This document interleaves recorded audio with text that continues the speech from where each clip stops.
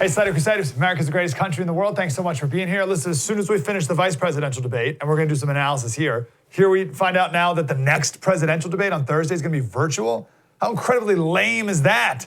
There's no reason for it. Of course, the president should not do that. We'll talk a little more coming up with David Harsanyi about that and about last night. So I got two segments I want to do here about last night. The second segment is going to be about the stupid fly and everyone complaining about mansplaining. And I'm just going to talk about how we're not a serious people if this is a big analysis from the mainstream media after the debate. Oh, did you see the fly? But I didn't want to start off my show with the silliness. We'll do that next. Let's try to get some substance here first. I think we got to start off with a little history lesson here about Abe Lincoln. I don't like any lies that are allowed to live, let alone one about Abe Lincoln. So Kamala was very prepared to share this story. Here it is. In 1864, one of the, I think, political heroes, certainly of the president, I assume of you also, Mr. Vice President, is Abraham Lincoln. Mm-hmm. Abraham Lincoln was up for re-election. And it was 27 days before the election. And a seat became open on the United States Supreme Court. Abraham Lincoln's party was in charge not only of the White House, but the Senate. But Honest Abe said it's not the right thing to do.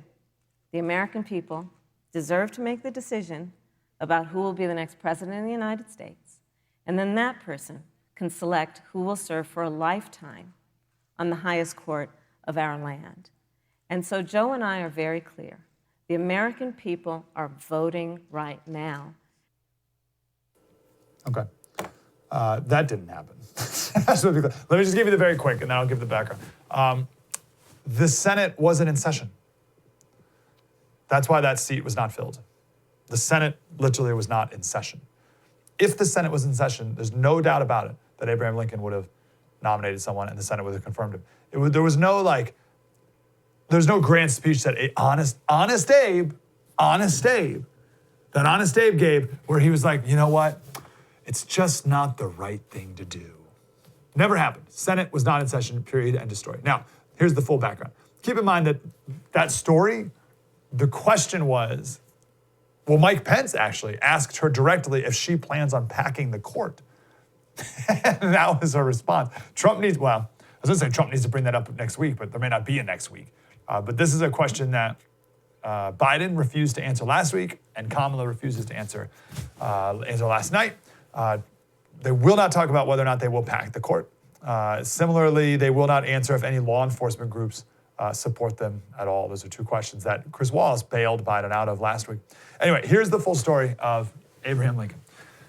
In an election year, there's been 29 vacancies on the Supreme Court, right? So in an election year, the last year of someone's term, there's been 29 vacancies.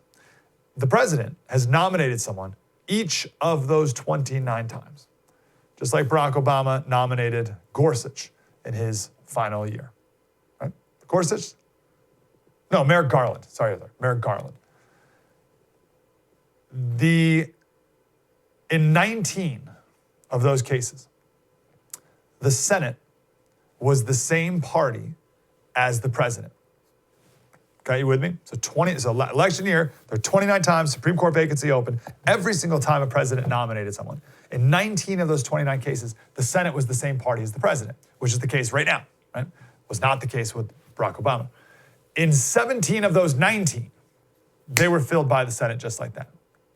The two that weren't, one of them was George Washington's, which is a super interesting story, which we'll say for another day, but he's the first president, right? So things were a little more up in the air. And the second was actually LBJ's in 1968. His own party did not approve his nominee, again, for other, there was a little mini scandal going on at the time with the nominee. So that's a different story too. But that was the only real time that the own party did not approve the nominee.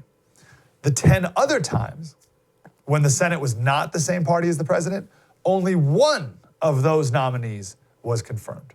None of the other ones were when there was a split party, right? Now, to Kamala's point, none of the nominees who were confirmed in an election year were confirmed after July of that year. Why not? So Kamala right there makes it seem like it was because of some vaulted, moral, like high-minded, it's not the right thing to do. Honest Abe said, it's not the right thing to do. No, he didn't. The Senate was out of session. That's why it didn't happen. There were 6 times in history when the seat opened up after the Senate was out of session. 6. One of them was LBJ, 1968. Another was 1956, Eisenhower. But that was a crushing election with Eisenhower. I think Eisenhower's opponent only won 7 states. So Eisenhower was going to win. It was no problem. And as soon as he won, boom, it was nominated and confirmed. All the other ones were before Abraham Lincoln, again, a different era. But the Lincoln one specifically, it was 1964. The Chief Justice passed away. Excuse me, 1864. 1864, the Chief Justice passed away. The Chief Justice was the author of the Dred Scott decision, among other things. The Dred Scott decision said that Dred Scott cannot sue in federal court because as a black man, he was property, not a person.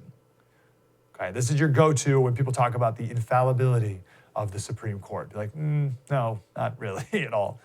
So Lincoln did not like this guy, to put it nicely. He died, and the Senate was out of session. So they couldn't vote. Again, it wasn't this, Kamala Harris, it was not the right, no, the Senate wasn't in session. They couldn't vote on it.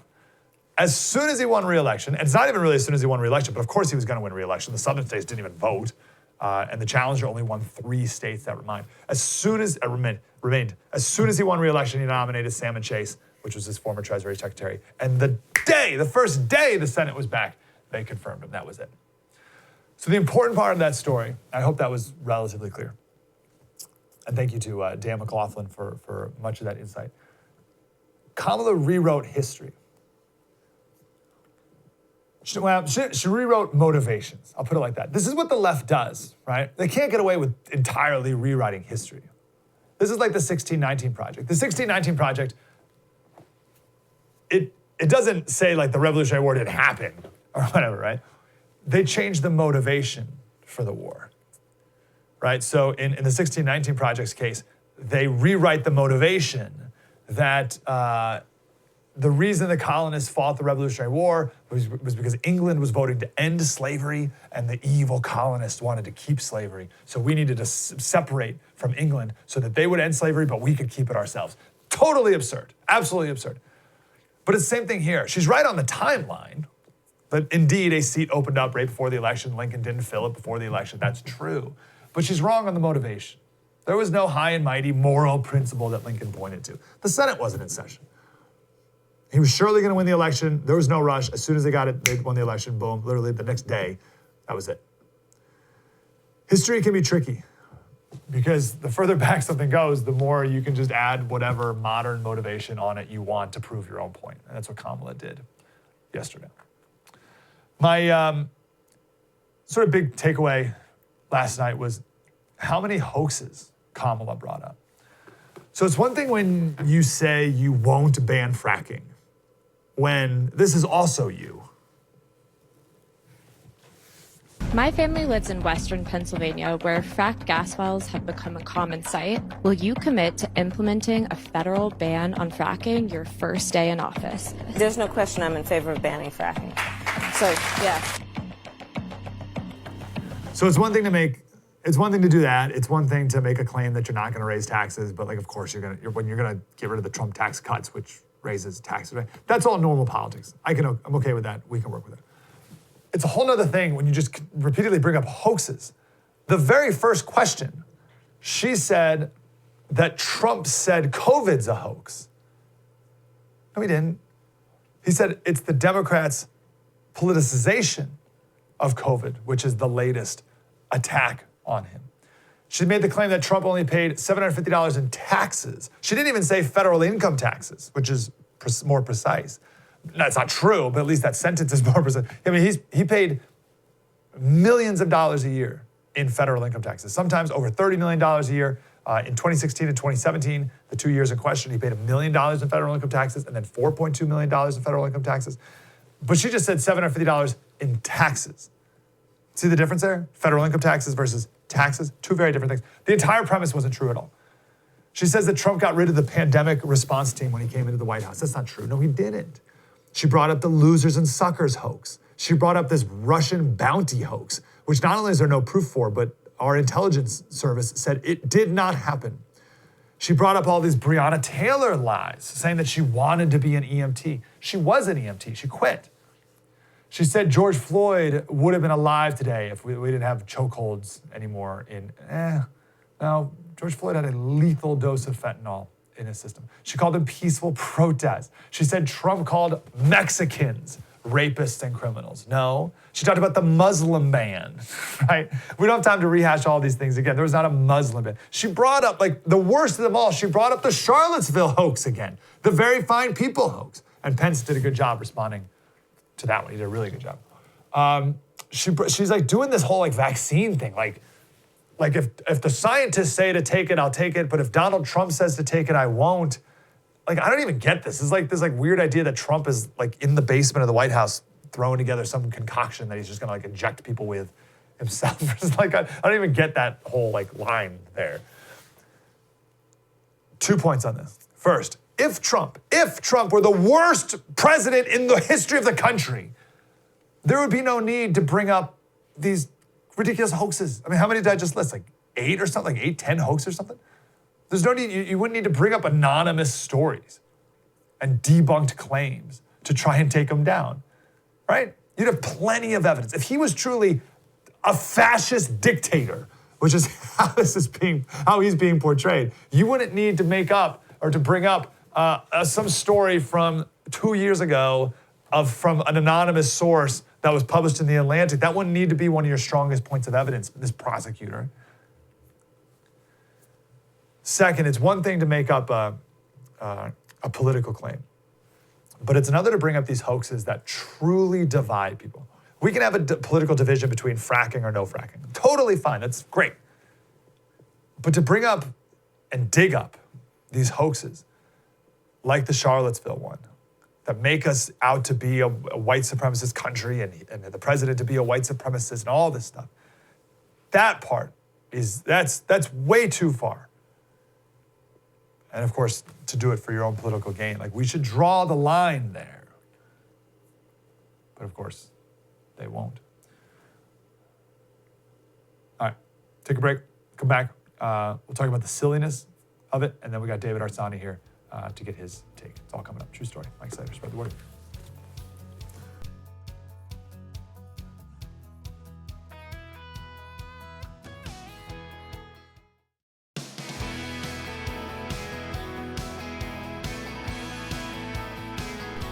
Hey, Slater Crusaders. So we are clearly not a very serious people. We have a vice presidential debate, and what are people talking about the next morning? A fly that landed on Mike Pence's head. That's the big topic today. And also, Mike Pence mansplained to Kamala. So on the fly, I got headlines here from New York Times, The Hill, CNN, Vox, Washington Post, New York Times again. One of the New York Times headline is, "A fly landed on Mike Pence's head during the VP debate for 2 minutes." That's the headline. They wrote an article about it. So it's just like a passing mention. These are articles, they're headlines about the fly. Remember the last debate? People on the left feigned this outrage that this was not a substantive debate on the issues. America should be ashamed of itself. What an embarrassment that debate was on the world stage. Can you believe? Oh, I'm so mortified that this is who we are, or we're being portrayed as to the world by these two people in the debate and blah, blah, blah. And then today it's, OMG, can you look at the fly? It landed on a pile number 2, hee. Like, that's who we are now. So don't give me that pile, you know what, from last week. Oh, we're so mortified at the debate and how it was handled. And here you are complaining or joking about a fly. And not even joking about it, like the number one analysis you have. Second main talking point out of yesterday is that Pence was mansplaining. Okay. Mansplaining, if you're not familiar with this stupid term, is when a man talks condescendingly to a woman, assuming that the woman doesn't know about the topic because she's a woman. So there's 2 versions of mansplaining. First, there's when a man explains something that is stereotypically outside of a woman's expertise. Let's say football. right? So a man explains football when, in fact, perhaps the woman knows more about football than the man does. Or when a man explains something that is more in the female domain, so when a man explains childbirth or something of the like, right? That's mansplaining. It has morphed into anytime a man says anything. Anytime a man says anything to a woman, to a group of men and women, anytime a man talks, it's mansplaining. So feminists, they want women to be strong and bold and have a seat at the table. And then a man says something, the feminists wilt. Oh, you're interrupting me. Oh, how dare you say anything at all. So it's just a way of saying you're sexist. So last night, Dan Rather, George Stephanopoulos complained about it. This is Mark Ruffalo. The way Mike Pence constantly interrupted and spoke over Kamala was the prime example of white male supremacy. So white supremacy got to be thrown in the chair. And it's common dismissal and disrespect for black women. So he gets extra woke points for bringing race into it as well. This is young feminist Jill Filipovic or Phil Filipovic. Every woman knows, that condescending sexist man who repeatedly calls you by your name as a way to be disdainful and patronizing when he's talking to you. Huh? Knows the condescending sexist man who calls you by your name? What, do you want him to call you toots? What would you prefer, Jill? What did you want Mike Pence to call Kamala instead of, I don't know, her name? Okay? So calling her name as opposed to honey or sweetie or whatever, like that, even that's mansplaining. You can't even call a woman by her name. Here's Major Garrett yesterday. Back me up on this, Caitlin and Elaine, because I'm sure you heard it as well. When she was being interrupted, Senator Harris did not look at the vice president and say, "Don't interrupt me." What did she say? "I'm speaking now." I think that is an important stylistic difference. She's not giving the vice president an order, "Stop interrupting me." She is asserting, "I'm speaking now." And I think many American women heard that and said, "I know what that feels like. I know what that is in that moment. I'm speaking, and I should be allowed to speak." That in itself, if you'll allow me to say something that's patently obvious, but I think is structurally important, is voice. Let me have my voice. And I think that was, if not an overt, a certainly subliminal message to women in the audience. I'm triggered by having Major Garrett mansplaining to me. Here's one of those examples here. You could be a total lunatic and see this as a condescending mansplaining, or it could be two people having a debate here. Thank you, Vice President Pence. Senator Harris? Well, I mean, I thought we saw enough of it in last week's debate, but I think this is supposed to be a debate based on fact and truth. And the truth and the fact is, Joe Biden has been very clear.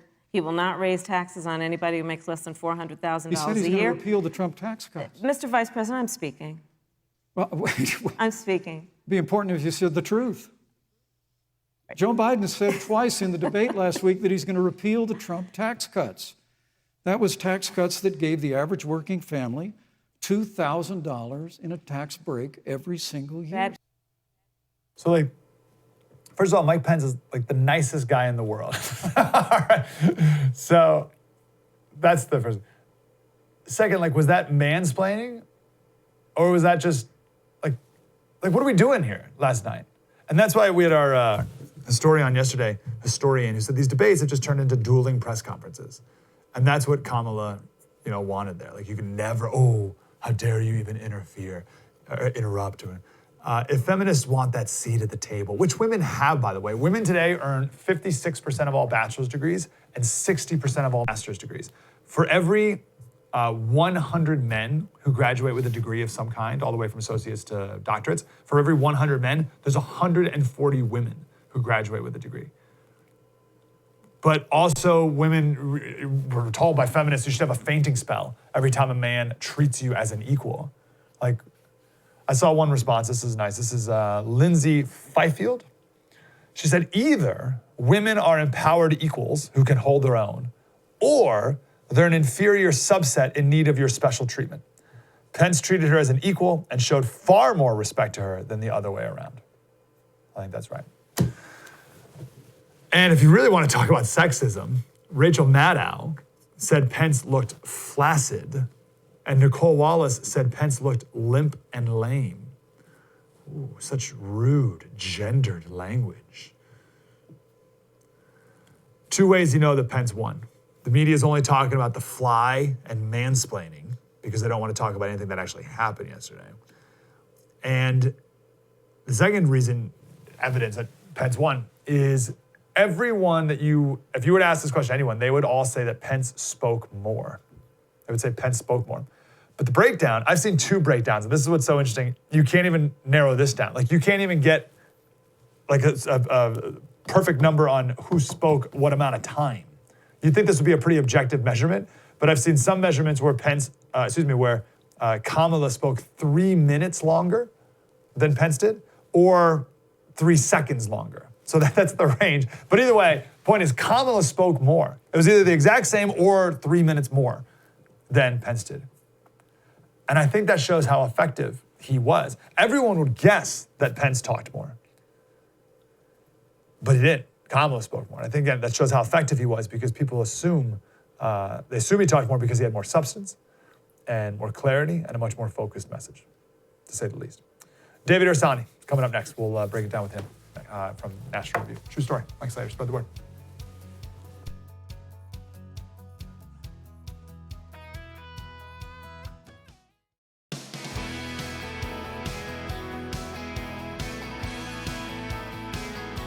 Hey, Slater Crusaders, there are very few people whose opinions I care about. That sounds mean, but it's true. You got to curate your inputs. David Harsanyi is one of them. I'm going to promote this book again because we did last time we talked, and I think it's more and more relevant every day. He has a couple books, but The People Have Spoken and They Are Wrong, The Case Against Democracy. David, I hope there's been a revival of that book lately. Has there been? Well, you will not be surprised to learn that a book that's critical of democracy might not be as popular as I want. but there has been a revival. Today, Mike Lee tweeted that democracy was not the objective of, should not be government's objective, but rather liberty, etc. And there was huge blowback from, the blue check marks on the left. And it's just incredible. That is not a controversial opinion. That is the opinion of the founding fathers. It's what the Constitution's about. So I hope we have more and more of that debate, and I hope I can be part of it. Well, I don't want you to be a part of it because we don't need any more mansplaining around here, David. I can't take any more of that. Let's debate last night. Any big takeaways for you? Listen, I don't think the debate is going to be a game changer, a vice presidential debate, though I think this one is slightly more important simply because, frankly, the ages of the candidates.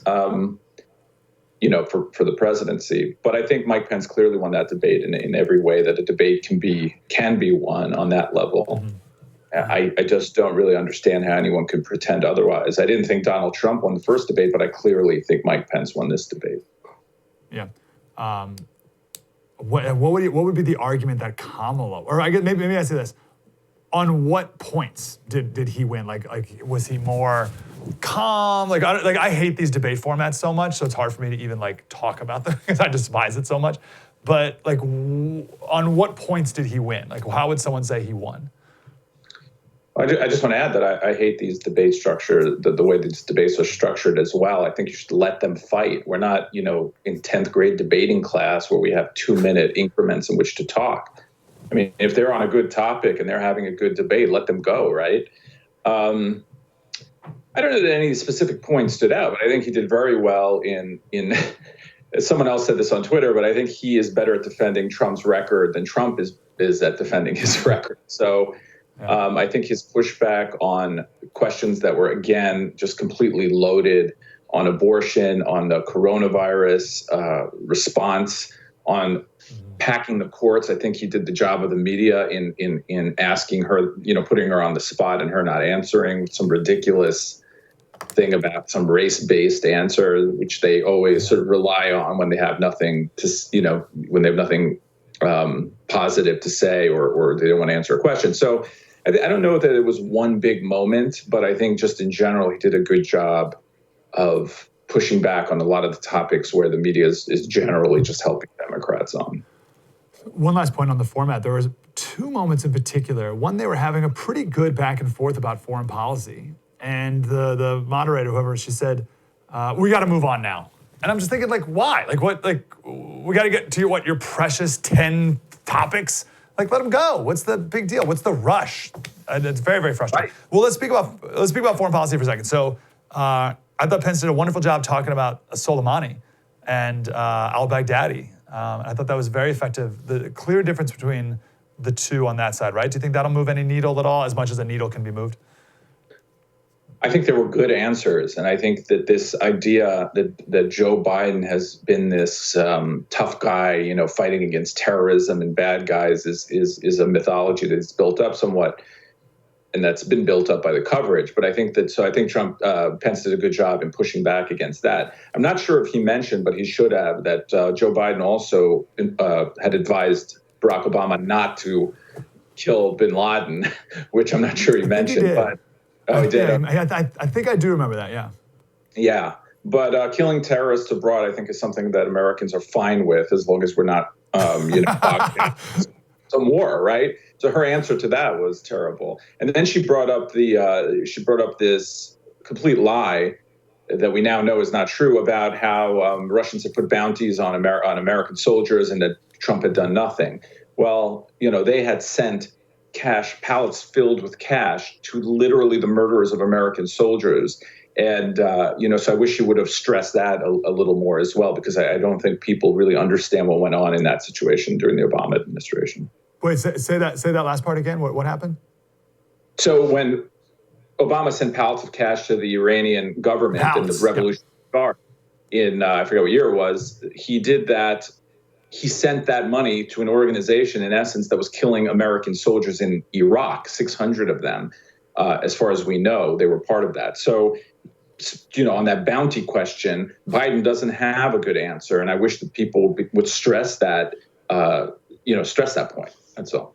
Yeah, I think the best moments from the last two debates were when the Pence or Trump puts them, ask the question directly to Biden or Kamala, and they refuse to answer. So, and Chris Wallace kept bailing them out, but, has any law enforcement groups endorsed you? Will you pack the court? And, let them answer it, and they can't. And then you, ask them again, and they won't. Those are the best moments. And there could be one here, too, with the Russian bounty. That didn't happen, Kamala. That Russian bounty thing you just mentioned, it didn't happen. What do you say to the fact that it didn't happen? What do you say to the fact that our intelligence sources said it didn't happen? Please, you know what I mean?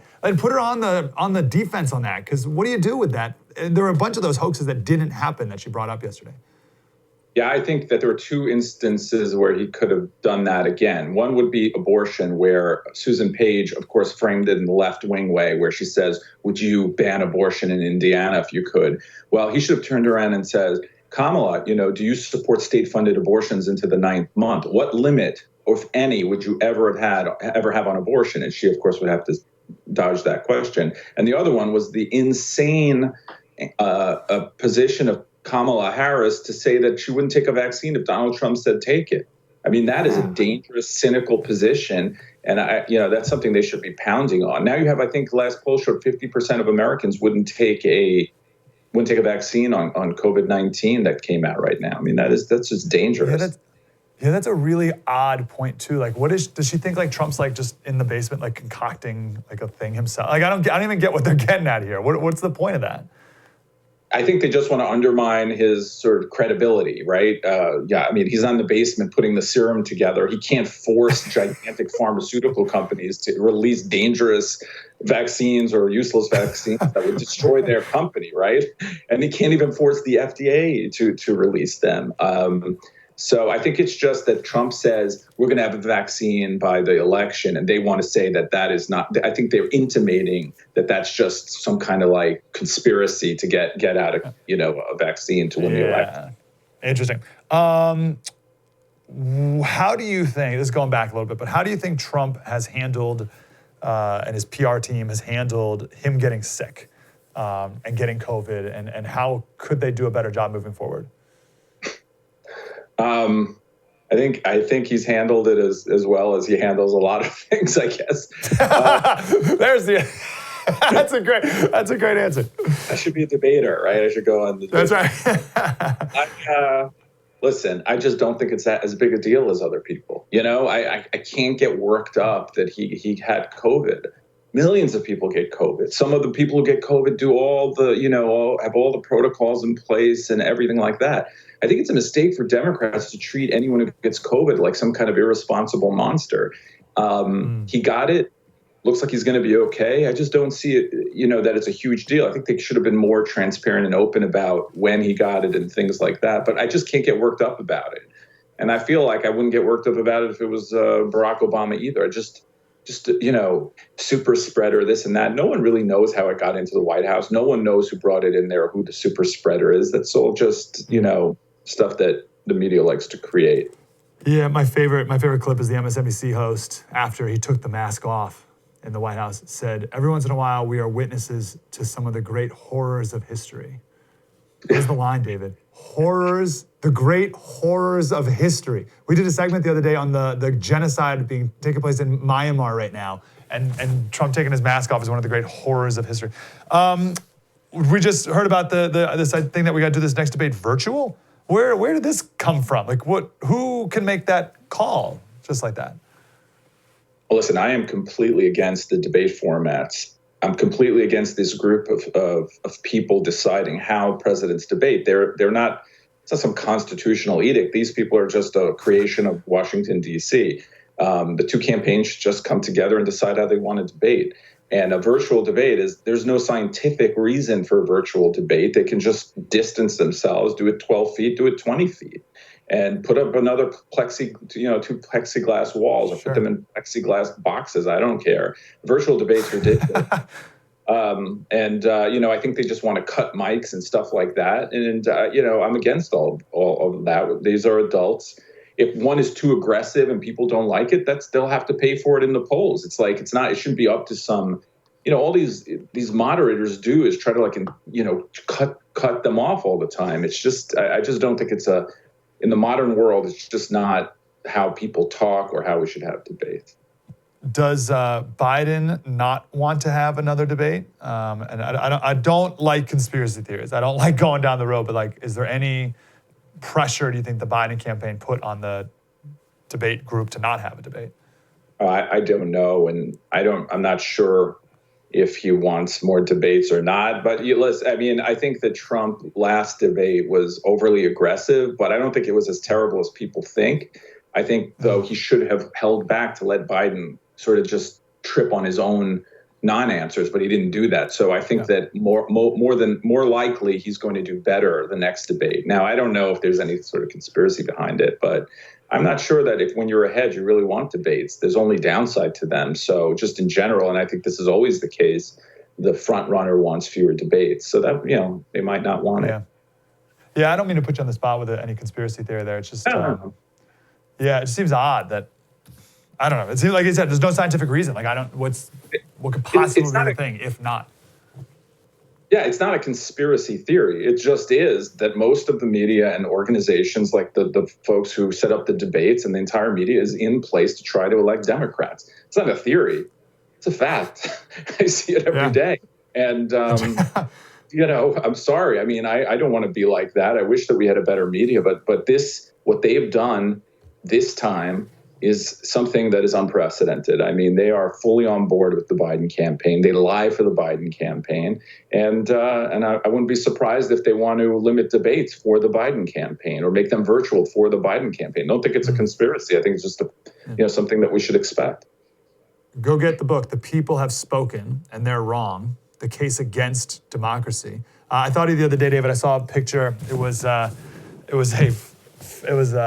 drawing contest. And it was voted on the internet, and you have to draw this dog, right? And the first place was like this cartoon stick figure of a dog.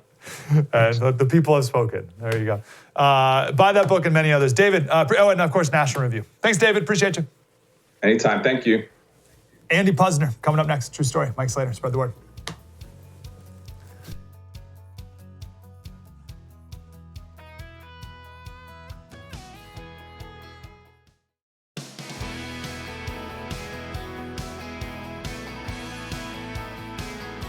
Hey, Slater Crusaders, want to get right to our next guest. He's the author of the book, Getting America Back to Work. He's the former CEO of CKE Restaurants. That's HARDEE'S, and where I live, it's Carl's Jr. And right now he's a senior fellow at the Pepperdine School of Public Policy. Mr. Puzder, how are you, sir?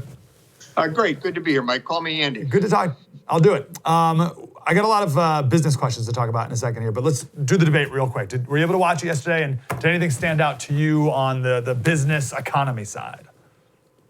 Yeah, as a matter of fact, it did. She, again, made the claim that there was some kind of manufacturing recession under President Trump, which is ridiculous. During the Obama years, we lost about 200,000 manufacturing jobs, and during Trump's 3 years prior to the pandemic, we added about 500,000 manufacturing jobs. So I don't know what recession she was talking about. I thought Vice President Pence handled the economic questions incredibly well, and he has a lot of ammunition. You really can't attack the pre-pandemic Trump economy. It was spectacular, particularly 2019.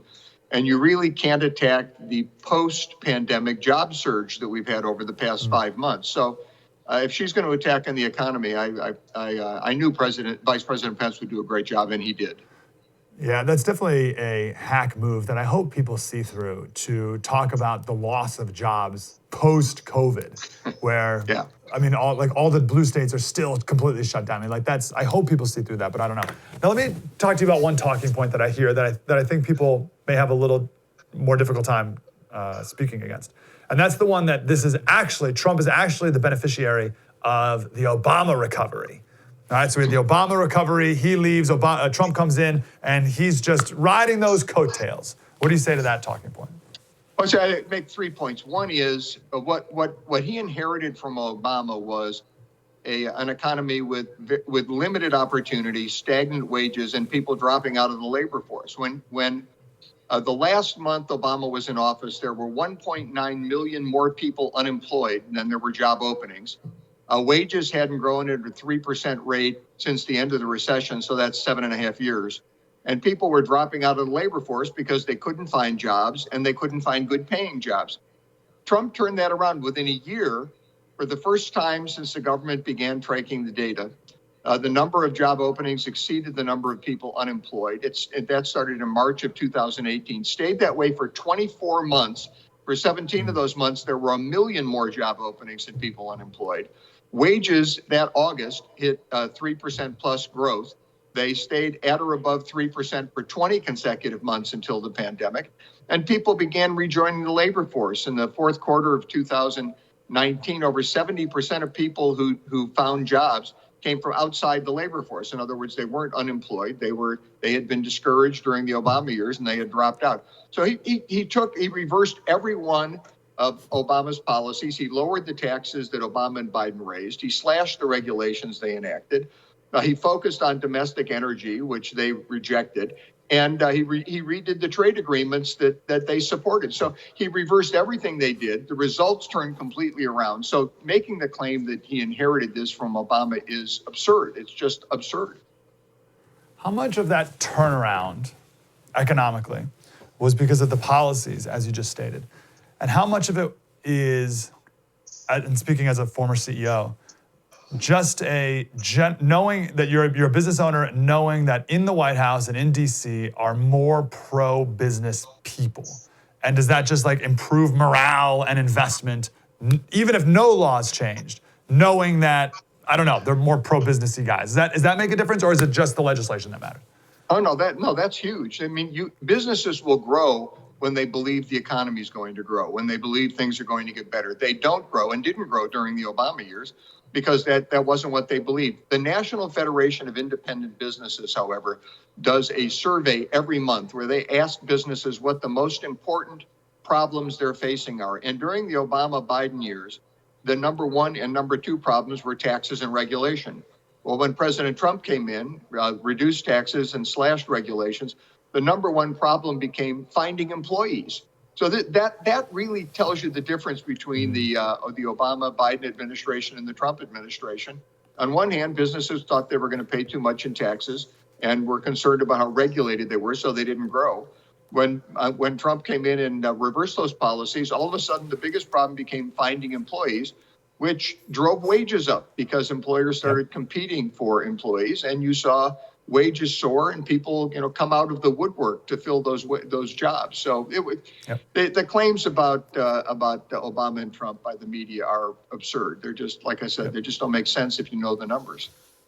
I got a two-part question here. First one's big picture. What is one thing that you wish non-business owners like me would understand about owning a business, right? Like, I'm ignorant about what it takes to own a business. At least I'm aware of my ignorance, right? Most people aren't. But what's one thing you want non-business owners, like if they just understood this about owning a business, then things would be a lot better?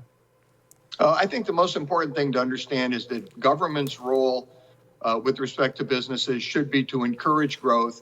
And when government's role becomes to try and control businesses, to manage wages through something like the minimum wage, to determine how businesses operate or run, that discourages growth, it discourages job creation, and it causes wages to stagnate rather than increase. You have, in particular, people in your area in California. I mean, it's very, very difficult to do business in California. Therefore, you're not seeing the kind of growth that we should be seeing in an incredible state. I think it's the influence of government that people need to understand. Government is not a positive. When it tries to regulate businesses, it's a negative. You and I, we talked many years ago on my radio show, and I think this was you, who said, we were talking about how long it takes before you can actually open up a Carl's Jr. Yep. Was it you? And it was like, oh yeah. I would think in America, you buy a piece of land and you can have a Carl's Jr. up and running in 3 to 4 months. Like that would be like, you got to take time to build it and whatever. How long does it take? You can't even get your permits for a year and a half, 2 years. I mean, and you need those before you start to build. When I was running CK, and I've been retired since 2017, but it was easier to build restaurants in Novosibirsk in Russia, which is in Siberia, than it was to build a restaurant in Los Angeles or San Francisco. It was easier to build a restaurant in Shanghai, China, than it was to build one in Los Angeles or San Francisco. I mean, it was, the situation in California for small businesses is very, very bad. And it's unfortunate because it's such a wonderful state. So I know you use that example like half joking, but like, did you really build restaurants in China? Yeah, I mean, like you really did that. Yeah, we our franchisees did. Our international business is all franchised, but yes, we absolutely have Carl's Jr.'s in China and in Russia. I don't know how many in Russia anymore. We did have about 60 at one point, but then the economy in Russia tanked, and I think a number of them closed. But I suspect we still have some restaurants there. How do the people of Russia feel about biscuits? Do they feel the same way I feel about your biscuits? Like, are you guys whipping out biscuits in Russia? They love hamburgers in Russia. I don't think we even sold biscuits in Russia, so they're missing out on that popular. They're missing out on the most important thing. Okay, the part two of that question is, what are if any fundamental differences between a small business and a big business? I feel like in America we have this like, oh, it's a big business, like they're evil, they're terrible, they're bad. Are there any real fundamental differences between a small business and a big business as we, the people, should look at them? Big businesses often end up running like bureaucracies. They become more like government. If you've got a huge business, you can lose that entrepreneurial spirit. I ran a big company. We were an international corporation with about 3,800 restaurants worldwide. But it was made up of small businesses. We had franchisees across the globe. We had franchisees across the United States. So really, I ran a big business made up of small businesses, and you can kind of retain that entrepreneurial spirit if you have a franchise model. The problem with these huge businesses like General Motors, Ford, Apple, over time they lose that entrepreneurial spirit and become more of a bureaucracy where you're just trying to survive, and there's a lot of politics, which you don't have when you've got an entrepreneurial situation, and that's much more effective. I think you and I right now are a lot like the debate last night because I have a fly flying around my head, and I think I heard a dog in the background. And I think did you hear a dog in the debate last night? That landed on Pence. You think it was the same plane? That's right. And then I think there's a dog. Everything's going. Last question for you, Andy.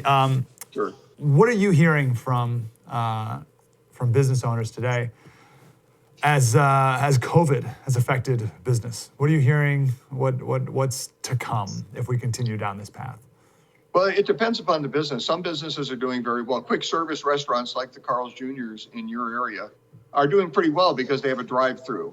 And rather than people sitting in the restaurant, the drive-throughs become very significant. Third-party delivery is helping a lot of restaurants. Restaurants that depend on sit-down business, for example, like a Morton's Steakhouse or the Palm, are suffering because they depend on people coming in, getting a big steak or fish and a bottle of wine. So I think the way you deliver food and retail products in general, not just food, but whether it's Amazon or Walmart or whoever's delivering, the way you provide products to consumers has become hugely important. And I think that will continue for some time after the pandemic because people have now gotten used to using these delivery systems. In March, my mother's 98, she's at a nursing home. She takes care of herself, but she lives in a nursing home and, they're locked down. Well, in March, if you had asked her what Amazon was, she would have told you it was a river in Brazil. Now she's the queen of Amazon. The boxes show up and, she's just as happy as can be. So I think the way people have goods delivered has changed and you get used to it. I'm used to using Uber Eats. It's nice to sit and watch TV in my family room and get a bag left on my front porch with food from my favorite Chinese restaurant or burgers from the local burger place, the local HARDEE'S. So I think that will make a difference. Yeah, I wonder how long that sticks around, or if people do spring back. That'll be interesting to see. Yep. The book's Getting America Back to Work. Andy Puzder, former CEO of HARDEE'S and Carl's Jr. Andy, appreciate your time. Thank you, sir. Go ahead, do it, Mike. Anytime. Have a wonderful day. Coming up tomorrow, we got our special. We're going to talk about not just Trump and Biden, but we're going to talk about the down ticket races, the down ticket drama. Senate races, some big House races that are going to make a big deal. That are going to make a difference. We're also going to talk about the filibuster and what is the filibuster. We're going to explain it and who wants to get rid of it and what that even means and when did it start and all the background with the filibuster as well. So we're going to explain that. It's all coming up tomorrow. True story, Mike Slater. Have a great rest of your day. Spread the word.